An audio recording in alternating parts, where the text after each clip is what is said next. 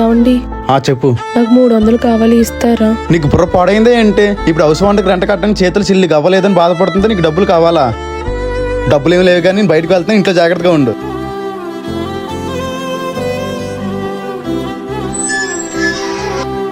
నువ్వేంట్రా బయట ఆడుకుంటున్నావు? అమ్మేది ఈ టైం ఇప్పుడు ఎక్కడికి వెళ్ళింది?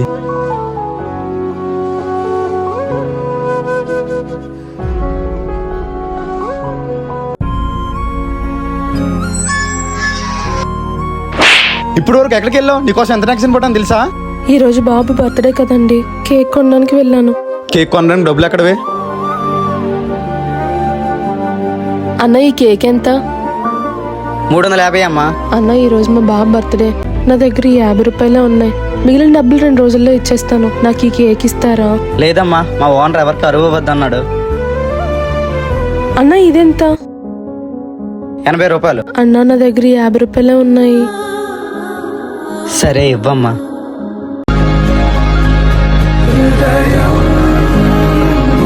ఈ సృష్టిలో కల్మషం లేని ప్రేమ ఉందంటే అది అమ్మ ప్రేమ మాత్రమే.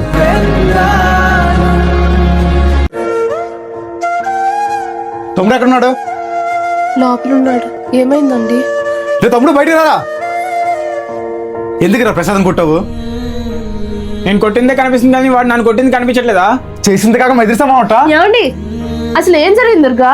వాడు నన్ను నువ్వు దేనికి పనికిరావు, నువ్వు వేస్ట్, మీ అమ్మని ఈ వాళ్ళే చనిపోయిందని అన్నాడు. వాడనేది కూడా నిజమే కదా, నువ్వు దేనికి పనికి వస్తారా? నువ్వు కూడా అలా మాట్లాడకని అంటాను. అవునా, నీ వల్ల అమ్మ చనిపోయింది. అనవసరం పుట్టావు, లేకపోతే అమ్మ నాతో ఉండేది.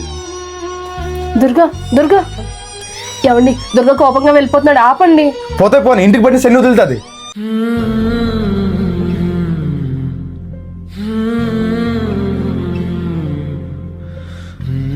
అని అమ్మ మరిది కనిపించాడా? ఆ కొండవైపు వెళ్తుంటే చూసానమ్మా. చాలా థ్యాంక్స్ అన్న.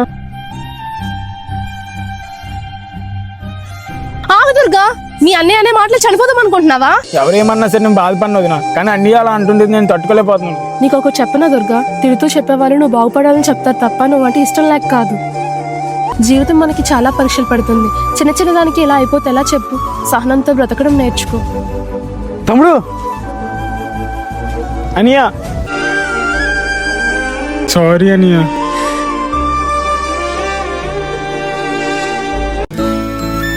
ఏమండి, మీ అక్క వచ్చి గంట అవుతుంది, ఎందుకు వచ్చిందో ఒకసారి వెళ్ళి అడగండి. ఇంకెందుకు వస్తుంది? డబ్బుల కోసం వచ్చి ఉంటది. ఇదిగో అక్క. నేను ఈవేళ డబ్బుల కోసం రాలేదురా, నా వాటో కోసం వచ్చాను. ఏంటక్క కొత్తగా వాటర్ అడుగుతున్నావు? ఊర్లో పొలం ఉంది కదా, అది అమ్మేసి నా వాటో ఏదో నాకు ఇస్తే మా బతికేదో మేము బతుకుతాం. అదేంటి వదినా, అది మావే జ్ఞాపకం, దాన్ని అమ్మేయడం ఏంటి? అసలు నువ్వెవరు మా ఇంటి విషయాలు మాట్లాడడానికి? తను ఎవరా? ఇంటి కోడలు. ఆ మాటకు వస్తే నీకు మాట్లాడే అర్హత లేదక్క. ఏంటి, నాకు అర్హత లేదా? ఇది నా పుట్టిల్రా. నాన్న నీకు ఇవ్వాల్సిందంతా నీ పెళ్లి టైంలో పెట్టేశాడు. ఇదంతా నా కష్టార్జితం. అంటే నాకు రావాల్సింది ఏం లేదంటావా? లేదు, అయినా సరే నెల నెలకి ఎందుకు డబ్బులు ఇస్తాను తెలుసా అక్క? ఆడపిల్ల కన్నీళ్ళు పెడితే ఇంటికి మంచిది కాదని నాన్న చెప్పిన ఒకే ఒక్క మాట వల్ల మాట్లాడితే తమ్ముడు అది కావాలి ఇది కావాలి నేను పుట్టింటికి వచ్చేస్తావు కదా, అదే రాకుండా ఇంట్లోకి ఏమీ లేవు బయటికి వెళ్ళి తీసుకురండి నీ మొగుడు చెప్పుంటే నీ మొగుడు ఎప్పుడో బాగుపడేవాడు అక్క. వదిన, మొగుడు బాగుపడాలన్నా చేతకాని విడవ్వాలన్నా అది భార్య చేతిలోనే ఉంటది వదిన.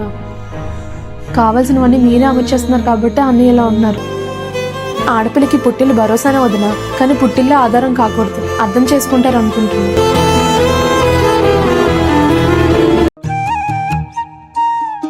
అమ్ము నేను ఆఫీస్కి వెళ్ళి వస్తాను, జాగ్రత్త. సరే అండి. సరే అని చెప్పకపోతే ఎదురు రావచ్చుగా. వెళ్ళేటప్పుడు హగ్గిచ్చి వెళ్తే ఈ బాబుకి ఏమైపోతుందో. హలో. ఏమండి, భోంచేశారా? తిన్నాను. సరే ఉంటానండి. అలాగే. ఇంకొంచెం మాట్లాడితే ఏమైపోద్ది? నేను తిన్నానా లేదా అని అడిగితే ఏమైపోద్ది? ఏమండి, ఇదిగోండి స్నానానికి టవల్. వచ్చి రాగానే టవల్ ఇచ్చేస్తుంది. ఒక అగ్గస్తే ఏమైపోద్దో. టవల్ ఇవ్వగానే ఊపుకొని వెళ్ళిపోతారు. తలరుద్దడానికి రమ్మని పిలవచ్చుగా. సరేరా, ఇంకేట్రా విషయాలు? ఏం లేదండి, ఇలా మాట్లాడే బదులు బయటికి వెళ్దామని అడగొచ్చు కదా. ఉదయం నుండి రెస్ట్ లేకుండా పనిచేస్తూ ఉంటది కదా, బయటకు వెళ్దామంటే ఏమంటుందో. వద్దులే, ఇప్పటి వరకు ఆఫీస్లో కష్టపడి వచ్చారు, రెస్ట్ తీసుకొని. ఏమండి, నేను వెళ్ళి వంట చేసేస్తాను, మీరు త్వరగా భోంచేసి పడుకుని పోదురు గాని. అమ్ము, డిన్నర్కి బయటకు వెళ్దాం పదా. ఉండండి, 5 నిమిషాలు బయలుదేరేస్తాను. మనసులో మాట బయట పెడితేనే కదా ఏ బంధమైనా ముందుకు వెళ్ళేది. సురేష్ అన్న, 10,000 అప్పు కావాలి, ఉన్నాయా? లేవురా తమ్ముడు. రమేష్ అన్న 10,000 అప్పు కావాలి ఉన్నాయా? నా దగ్గర లేవురా తమ్ముడు, వేరే వాళ్ళని అడగాలి, కానీ ఇంట్రెస్ట్ ఎక్కువ అక్కడ. పర్లేదన్నయ్య, కట్టుకుంటాను. సర్లే అడుగుతాను. చాలా థ్యాంక్స్ అన్నయ్య. తమ్ముడు ఎందుకు అప్పు చేస్తున్నావు? ఇప్పుడు నీకు 10,000 ఎందుకు? నీకెందుకు? నాకెందుకు అంటావేంట్రా? చెప్తావా లేదా? నాకు జాబ్ వచ్చిందని ఫ్రెండ్స్ పార్టీ అడిగారు, దానికి అప్పు చేస్తున్నాను. సరిపోతా? అదేదో ఫస్ట్ సాలరీ వచ్చిన తర్వాత ఇవ్వరా, దానికి అప్పు చేయడం ఎందుకు? వచ్చిందమ్మ నీతులు చెప్పడానికి, ముందు నీ కాపురం చూసుకో. నెలకొకసారి గొడవ ఆడుకొని పుట్టింటికి వస్తున్నావు, నువ్వు నాకు చెప్తున్నావా?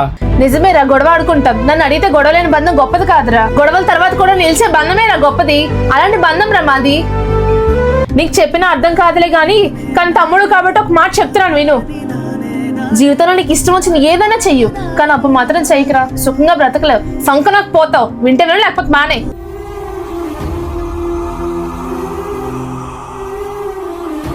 ఇక్కడే సురేష్ అన్న, నాకు అప్పు వద్దన్నా, వాళ్ళు అడగొద్దు.